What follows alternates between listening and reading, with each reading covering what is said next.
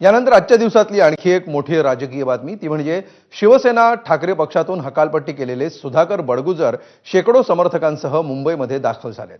थोड्याच वेळात भाजप प्रदेश कार्यालयामध्ये बडगुजर यांचा पक्षप्रवेश होणार आहे। बडगुजर यांच्या पक्षप्रवेशाला भाजप आमदार सीमा हेरेंचा विरोध होता, मात्र त्यांचा विरोध झुगारून सुधाकर बडगुजर यांचा पक्षप्रवेश होणार आहे। माजी मंत्री बबन घोलप, माजी महापौर अशोक मुर्तडक, माजी महापौर नयना घोलप यांच्यासह शेकडो समर्थक भाजपमध्ये प्रवेश करणार आहेत।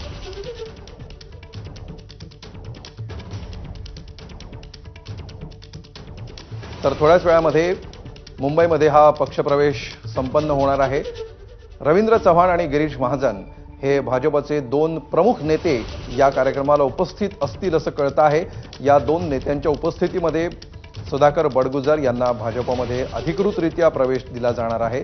मात्र सुधाकर बडगुजर यांचा प्रवेश आज सकाळपासून वेगवेगळ्या कारणांनी चर्चेत राहिलेला आहे।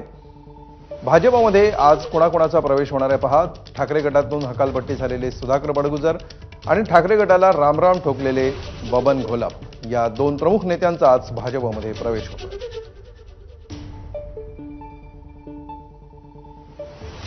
मनसेला रामराम ठोकून अशोक मुर्तडक आणि ठाकरे गटाला रामराम ठोकून नयना घोलप या देखील भाजपमध्ये प्रवेश करणार आहेत।